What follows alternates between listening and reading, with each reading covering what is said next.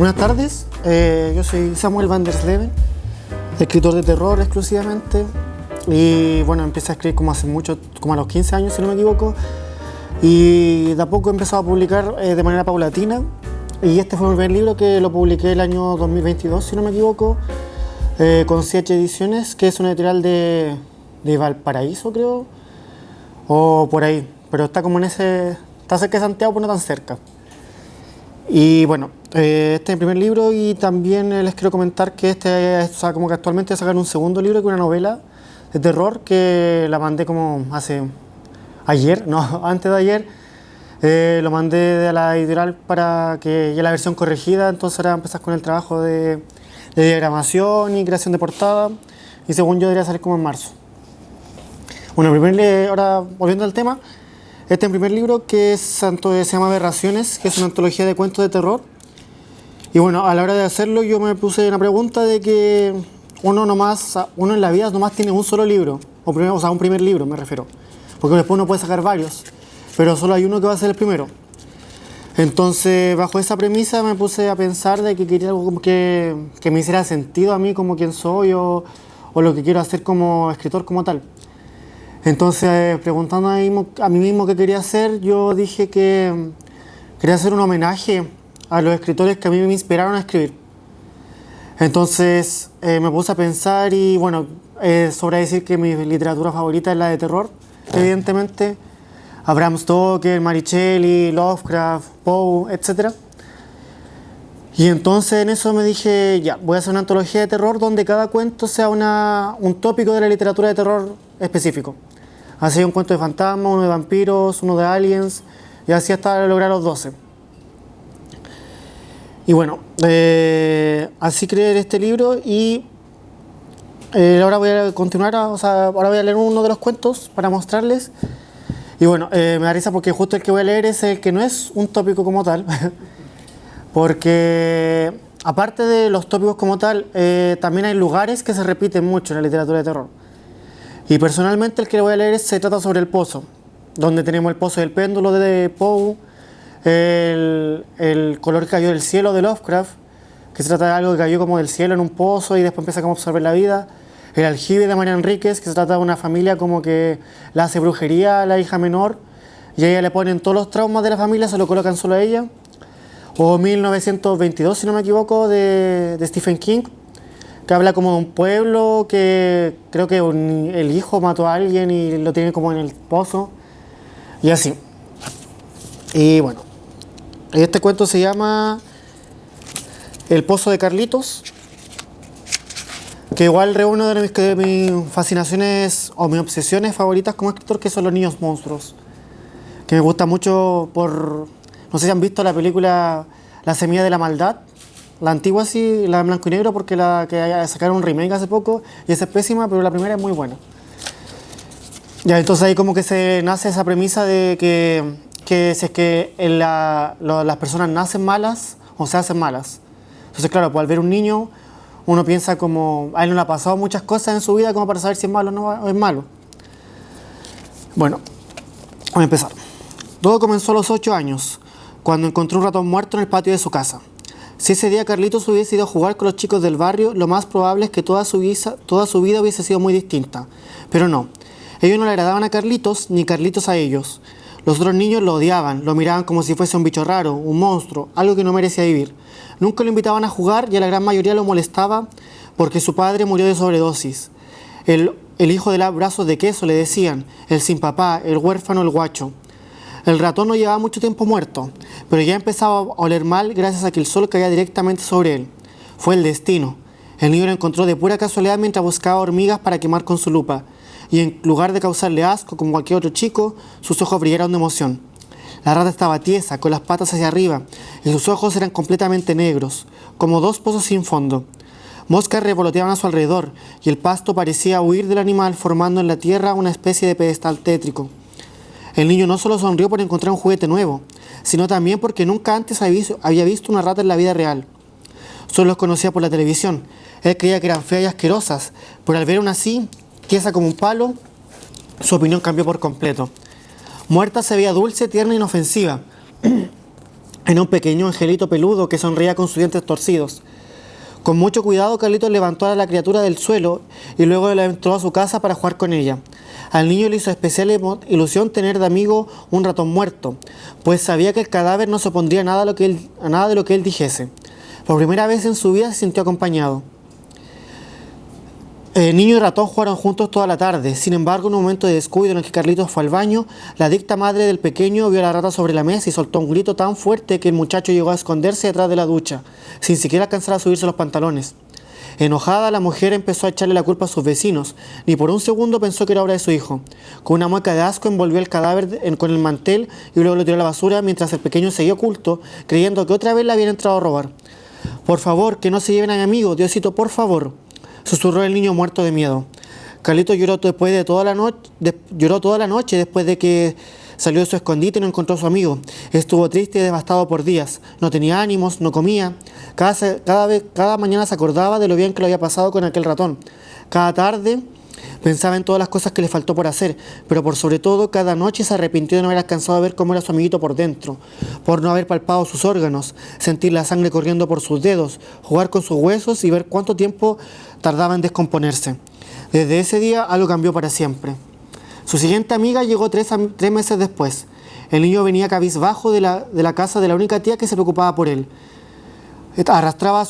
Cabizbajo, arrastraba sus pies mientras pensaba en qué tan duros podrían ser los huesos de una rata. Todavía añoraba la imagen de su amigo cuando halló una paloma desplumada en una orilla de la calle. Como la paloma no tenía cabeza, como la paloma estaba aplastada, Carlitos no pudo saber qué animal tenía a sus pies, pero no le importó en lo más mínimo. Lo esencial era que estuviera muerto, y eso sí que no era invisible a los ojos. Los gusanos ya habían comenzado a devorar su vientre. Pequeñas larvas se arrastraban a través de sus alas, y una fila de hormigas daban vuelta alrededor de sus patas. Al verla, de inmediato apareció una sonrisa en su rostro, y sus ojos volvieron a brillar. El niño levantó a la paloma agarrándola con la punta de sus dedos, y por el olor supuso que llevaba muerta más de un día. Se sorprendió de que nadie más se la llevó a su casa, siendo un espécimen tan interesante en un lugar tan público. Carlitos no podía creerlo. En cuanto la tuvo entre sus brazos, recordó el momento exacto en el que le dijo a su ratón que lo esperara. Por lo cual, lo primero que hizo fue prometer en voz alta que la cuidaría al doble. «Nadie podrá separarnos», dijo besando las alas de la paloma. Dicho y hecho, el pequeño se aseguró de no quitar la vista en ningún momento. Con la puerta cerrada, jugó con el ave hasta que la oscuridad infectó el cielo. Y cuando por fin escuchó a su madre salir como todas las noches, fue directo a la cocina a buscar el único par de cubiertos que había en esa casa. Abrió el aplastado pecho de la paloma en su escritorio y le sacó los órganos uno por uno, para después ponerlos en las hojas de un cuaderno. Carlitos rotuló con sus lápices de color cada una de las vísceras, aunque obviamente no tenía idea de lo que estaba haciendo. Anotó 3 corazones distintos, 2 cerebros, 4 pulmones y 2 pares de intestino. Al terminar su tarea, se sintió como un importante científico anotando los resultados de su experimento. Luego se fue a dormir, no sin antes limpiar el desastre y guardar el cuaderno el cuaderno y los restos de la paloma en una pequeña caja de zapatos que escondió debajo de su cama. Aparentemente esta vez había logrado conservar a su amiga. No obstante, 2 días después su madre empezó a percibir el inconfundible aroma de la muerte por entre las rendijas de la puerta, hasta que dio con su origen. La mujer agarró la caja de zapatos y le echó a la basura sin siquiera darse el tiempo de revisar qué había dentro. La tiró sin más, para luego seguir bebiendo cerveza con la música a todo volumen. Esta vez no solo perdió a su amiga y su investigación, sino también todos sus juguetes. El niño volvió a sentir un agujero en su corazón, pero también confusión y rabia, ya que no podía entender cómo su madre tenía tan buen olfato si todos los días la veía echarse harina por la nariz o respirar pegamento desde un tarro. Tampoco comprendía por qué le molestaba tanto ese olor si a él le producía unas agradables cosquillitas en su barriguita. El muchacho solo quería amigos y su madre los desechaba uno tras otro. Después de la paloma, Carlitos pasó 5 meses sin encontrar un amigo. 5 meses que le iban a tomar una drástica decisión. Si ningún animal pensaba morirse por las buenas, él lo haría por las malas. La desgraciadamente fue el señor Botitas, el esponjoso gato de Macarena, su vecina favorita. El pobre animal con suerte alcanzó a cumplir 7 meses en su hogar.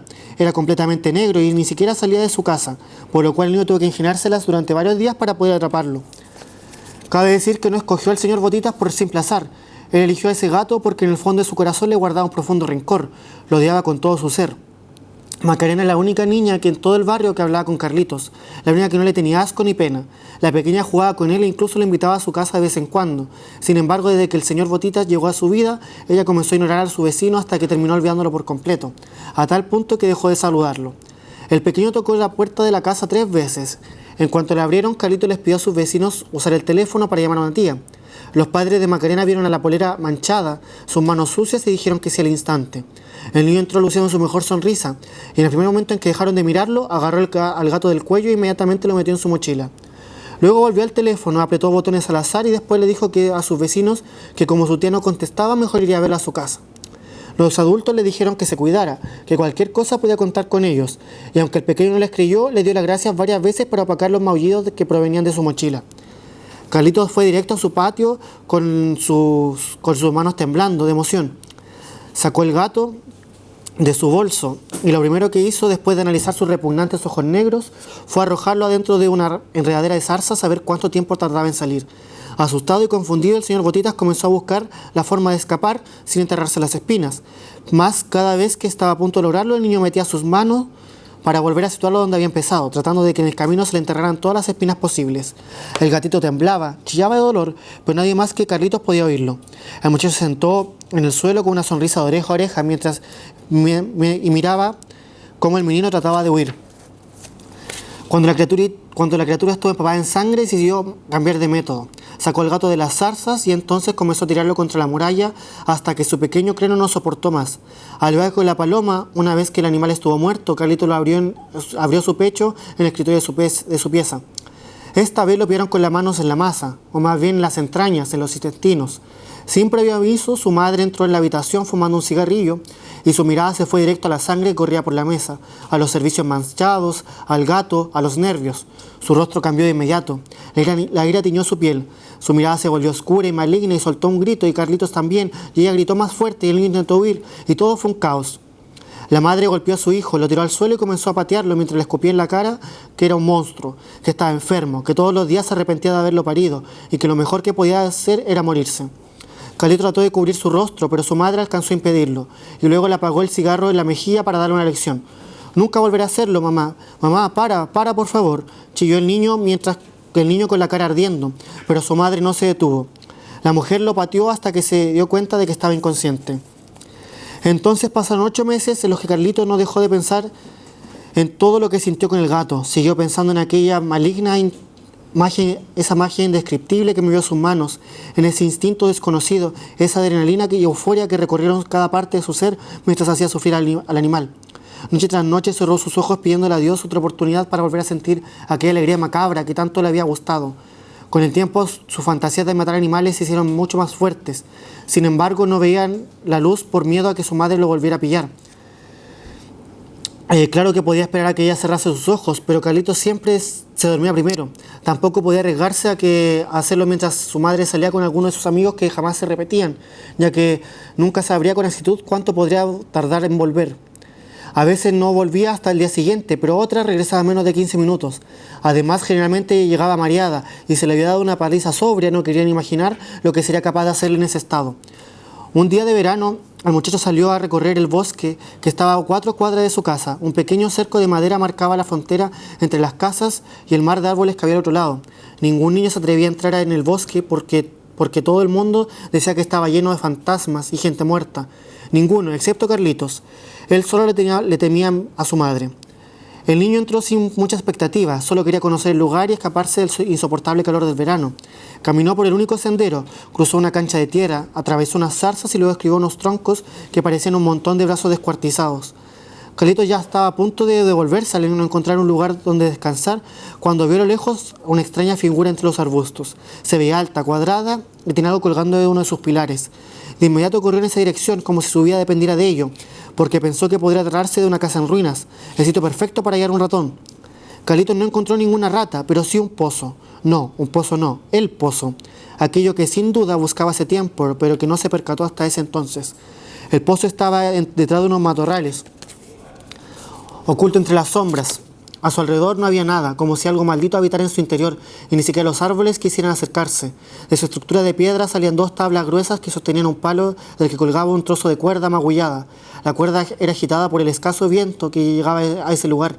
Se mecía de derecha a izquierda y luego de izquierda a derecha como si fuese un péndulo atascado en el tiempo. En cuanto lo vio, Carlitos pensó que si de verdad existía un fantasma, sí o sí debía vivir ahí. Se acercó a la orilla del pozo para ver su interior y para su sorpresa el agua estaba limpia. Entonces lo supo. Ese era el sitio correcto. Era el lugar para jugar con sus amigos y luego hacerlos desaparecer. Ni su madre ni nadie interrumpiría sus juegos, solo serían él y el pozo.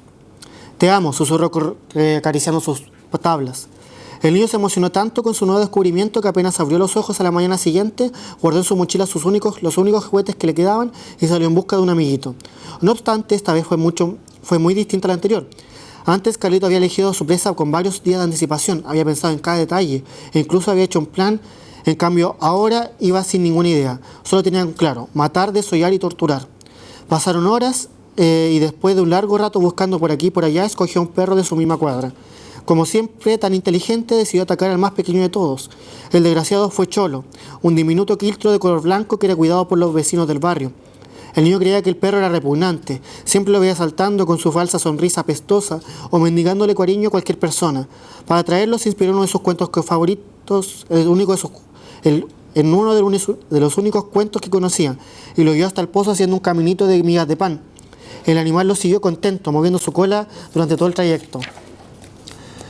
Cuando llegaron al pozo, la actitud del Cholo cambió de manera instantánea. Los pelos de su lomo se erizaron mientras que su cola pareció perder fuerza. El sol lo iluminaba por completo y no había lugar en el que alguien pudiera esconderse, pero aún así el perro sintió miedo. Cholo se quedó quieto, casi sin respirar, y el niño aprovechó la pausa para sacar sus juguetes. El primer paso de Carlitos fue envolverle el hocico con un cordel, para que Cholo no intentara morderlo. El perro intentó quitárselo, pero antes de lograrlo el niño le aplastó una de las patas con una roca sin piedad. El perro llegó a saltar de tanto dolor y el cordel estuvo a punto de romperse por la fuerza de su mandíbula tratando de chillar. El niño no perdió ningún segundo, repitió la acción para asegurarse de una vez por todas de que no se le fuese a escapar. Aunque con una pata herida, el animal intentó huir arrastrándose por el suelo. Y enseguida vino lo peor. Carlito tomó uno de los 2 clavos que trajo desde su casa y lo agarró a la cabeza del can y le ensartó uno de los clavos en los ojos para luego ver la angustia reflejada en ellos. Todo se volvió rojo. El acero perforó el iris causando una enorme explosión de sangre que empapó las manos de Carlitos. Cholo empezó a convulsionar de dolor, a retorcerse en el piso como un gusano, lo que provocó la risa del niño, quien luego de un rato hizo exactamente lo mismo con el otro ojo. Con una sonrisa que exprimía sus mejillas, el muchacho se sentó al borde del pozo para ver el espectáculo. 10 minutos después arrojó al agujero al pobre animalito. A partir de entonces, Carlito dio rienda suelta a sus instintos. Se propuso llevar a cabo todas sus fantasías. Con la ayuda del pozo no tendría más problemas para deshacerse de sus amigos cuando la diversión se acabara y dejaran de serle útiles. Ya no habían límites. El niño se convirtió en un depredador, en un cazador implacable. Poco a poco comenzó a ser más astuto y a actuar con mayor sigilo. Aprendió a meterse en las casas sin ser detectado y cómo fingir una sonrisa suficientemente convincente para incluso engañar animales. Carlitos se tiró al pozo a los patitos que decapitó, a los conejos que descuartizó, al nuevo gato de Macarena luego de arrancarle la piel con un abrelatas, al perro de su tía Gloria después de darle de comer vidrio triturado, a los hámster brocheta de sus compañeros de clases, a los cachorros que metió en un saco y ahogó en el río, y a muchos otros animales. Lentamente el pozo se fue llenando de cadáveres. El agua cristalina se convirtió en una densa sustancia negra y maloliente, como si el pozo, en vez de ser alimentado por un río, fuera la muerte quien vomitaba en su interior. El putrefacto hedor comenzó a esparcirse por todos los alrededores y cada vez fue menos gente. El sadismo de Carlos no fue el único que creció con el tiempo, sino también su soberbia. Ya no le bastaban los animales pequeños. El joven quería algo más, mucho más. Quería sentirse poderoso, eficaz, mortífero. Deseaba creer que nadie podría contra él. En los últimos meses, la madre del muchacho comenzó a trabajar en un local para adultos que solo abría de noche. Él no tenía idea de lo que ella hacía, pero no le gustaba en lo absoluto, porque desde que empezó a trabajar, la mujer se volvió mucho más violenta y distante. Sin embargo, esa no fue la peor parte. El verdadero dolor para Carlos fue ver cómo su madre dirigía la poca y escasa dulzura que guardaba. Le dirigía a un animal la poca y escasa dulzura que le guardaba en su corazón. Como la mujer trabajaba en un sector pobre y peligroso, terminó haciéndose amigo de una perra enorme que la acompañaba todos los días desde la casa al trabajo. Pasaba la noche afuera del local y luego volvía con ella para luego repetir el mismo recorrido. Al principio ella se arrepintió de haberle convidado un trozo de pan, pero al ver que nadie se le acercaba cuando la tenía a su lado, decidió quedarse. Incluso le puso nombre, Siuxi. Por supuesto, la perra se convirtió en el objetivo de Carlos. Ella le había robado a su madre, él le robaría la vida. Siuxi fue la más complicada de llevar al pozo, no solo por su tamaño, sino porque siempre lo rechazó. La perra solo quería a su madre, así que Carlos tuvo que poner a prueba su ingenio para poder atraparla. En un arriesgado juego del todo por el todo, el niño de tan solo 10 años encerró a su madre con llave a su madre antes de que ella despertara, no sin antes sacar unas cosas que usaría de señuelo. El muchacho se puso la chaqueta de cuero que su madre usaba por las noches, salió por la ventana y luego tiró una piedra contra la pared en la que la perra dormía. Siuxi abrió sus ojos y enseguida Carlos corrió en dirección al pozo. La perra distinguió el aroma de su dueña, vio la figura con la chaqueta y fue tras ella, como todos los días. Ella agitó su cola con emoción hasta que se acercó lo suficiente para darse cuenta de quién era en realidad. Su reacción fue ponerse a la defensiva. Carlos la miró con ternura, le mostró una sonrisa, bajó sus hombros y se arrodilló para quedar a su misma altura. «Tranquila, no te voy a hacer nada, solo quiero jugar», dijo, y minutos después la perra bajó sus orejas en señal de confianza. «Eso, mira, te traje algo». El niño metió la mano en su bolsillo, a lo que la perra respondió poniéndose alerta otra vez. Él calculó qué tan lejos estaba el pozo y le entregó una galleta. «Toma, para ti», susurró antes de dejar el obsequio junto al lado de la estructura. Luego retrocedió para que no se sintiera asfixiada. La perra comenzó a acercarse a poco. Dio un paso, lo miró, observó la galleta y después volvió a avanzar. Siuxi siguió así hasta llegar hasta la galleta. Olfateó varias veces antes de morder. Ella masticaba lento, despacio, con desconfianza, cuando escuchó el clic del encendedor. Siuxi se dio vuelta, encontrándose de cara a cara con el cigarro que cayó de lleno en su ojo izquierdo. Y Carlitos saboreó exactamente el mismo placer que su madre cuando se lo hizo a él. La perra huyó, desesperada, abriendo sus fauces a más no poder. Su saliva saltó para todas partes y enseguida empezó a retorcerse, mientras una mezcla horrible de pus y sangre salían de su ojo. «Te atrapé», dijo antes de tirársela encima. Carlos sabía que Siuxi tenía mucha fuerza, así que no dudó en ningún momento. Cada segundo importaba. Agarró a la perra del cuello, en tanto levantó un brazo para darle un puñetazo. Sin embargo, ella se dobló como pudo y terminó clavándole sus dientes en el brazo que la tenía agarrada. El muchacho dejó caer su puño y aunque la perra chilló, sus colmillos no cedieron. Al contrario, siguieron adentrándose en su carne, haciendo que Carlitos lo soltara para luego comenzar a zamarrearlo. Sintió cómo todos sus nervios se tensaron mientras un extraño sabor a sangre inundó su paladar. Carlitos vio puntos grises de tanto dolor, pero aún así mordió sus lágrimas e intentó atacar. Sin siquiera pensarlo dos veces, metió la mano en su bolsillo para sacar el encendedor y la perra lo soltó apenas lo vio. Apenas volvió a escuchar el clic. El antebrazo del joven estaba destrozado. El joven se dio cuenta de que no podía hacer mucho en esas condiciones, así que decidió ir directo al grano. Rápidamente tiró el encendedor al suelo y sacó el cuchillo que tenía en el bolsillo de su pantalón. Miró a Siuxi, al único ojo que le quedaba, y le atacó sin más. El animal esquivó cada estocada que intentó asestar, hecho con el cual el joven se enojó cada vez más. ¿Cómo no iba a poder darle un mísero golpe? Solo bastaba uno para poder ganar, pero la perra era muy ágil. Cuando se percató, Carlos estaba acorralado contra el pozo. Ahora o nunca, pensó lanzándose contra ella. En lugar de huir, Siuxi lo imitó, corrió hacia él. Ciertamente el cuello le cortó un pedazo de la oreja mientras iba en el aire, pero siguió firme y empujó a Carlitos con todo el peso de su cuerpo. Para el muchacho todo fue oscuridad, una oscuridad fétida y viscosa que se adhirió a su cuerpo.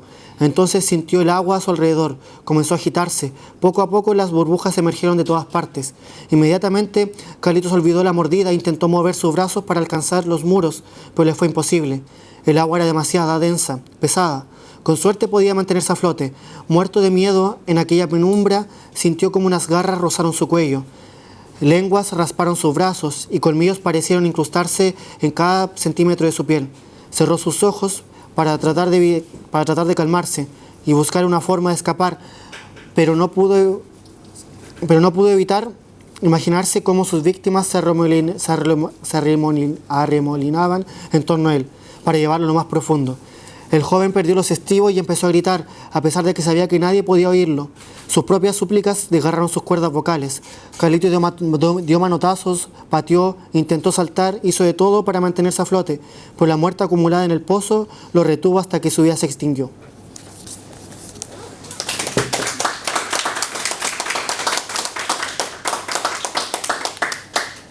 Bueno, y ese era el pozo de Carlitos. Y bueno, aquí yo creo que igual se nota como lo que quería decir en el fondo, el mensaje, que era el trauma de abandono del niño, que todo lo que él quería era amigos, familia, el cariño de su madre, pero todos se lo negaron. O sea, bueno, la mamá fue la que se la negó y después le fue quitando todo lo que él consideraba como una amistad, se lo fue quitando de a poco hasta que se convirtió en lo que se convirtió. Y bueno, al final como que igual es como sentido freuderiano, como que la perra igual es como la representación de su madre y como que él trata de matar a su madre en el fondo. Y al final evidentemente no resulta. Muchas gracias, Samuel. Si alguien tiene alguna consultita, puede hacerla ahora un par de minutitos para pasar a la próxima invitada. Yo quisiera decir que me sorprendió tu trabajo. Por lo visto valió la pena venir. Me gustó mucho tu trabajo, ¿eh? A pesar de que no es políticamente correcto, sobre todo en los tiempos que tenemos. Pero a mí me agrada eso, me agrada que no sea políticamente correcto. Muchas gracias. Me pareció muy ágil tu trabajo, pero también quiero hacerte una apreciación, pero solo es por cuestión de gusto, ¿no? Que me hubiera gustado que el narrador fuera como neutro, porque empatiza, por lo visto, empatiza en el relato con las víctimas. Ahí interviene el narrador por ejemplo, por el pobre animalito, Claro. con el sadismo con que refleja la acción del joven, pero encuentro que tu narración es extraordinaria, muy ágil, y yo creo que tiene todos los elementos de la buena literatura de este estilo. Me sorprendiste verdaderamente, ¿eh? Muchas gracias. O sea, igual como que la empatía fue más que nada por lo políticamente correcto, ¿sí? Como para marcar o sea, como para narrarlo, pero como colocar una distancia de cómo esto está mal, igual de todas formas. No sé si me explico. Bueno, no alcancé a llegar al principio, así que no sé si ya lo dijiste, pero ¿en qué te inspiraste tú como para escribir un cuento tan bonito? O sea, como dije, cada cuento de mi antología está inspirado en un tópico de la literatura de terror. O sea que hay un cuento de fantasmas, otro de vampiros, otro de alienígenas, otro asesino en serio. Y bueno, el único que no es un tópico de literatura de terror, pero sí está inspirado en un tropo de la literatura de terror, que en este caso es el pozo. Donde tenemos el pozo y el péndulo, el de Poe, el color que cayó el celo de Lovecraft, el aljibe de María Enríquez, 1922 de Stephen King. Y bueno, todos esos tienen un pozo que es el eje principal. Y bueno, aquí el pozo termina siendo como el amigo o cómplice de Carlitos. Y que de hecho igual originalmente esto estaba en el primer modelo que manda la antología de la editorial. Estaba en el número 8 porque mi libro favorito de terror es Las cosas que perdimos los peligros formales en la cama de María Enríquez. Y el número 8 de su libro es también el número ¿Dónde estás, corazón?, que es mi cuento favorito de María Enríquez. Así igual estaba en ese lugar por eso mismo. Y también el pozo de Carlitos también es un juego de palabras también con el pozo de Adela, de María Enríquez igual, donde está Adela, que va... ¿Cómo se llama? La casa de Adela, donde está Adela, la casa, y bueno, para los que no han leído, Adela termina muriendo en la casa. Así que aquí igual Carlitos termina muriendo en el pozo. Muchas gracias.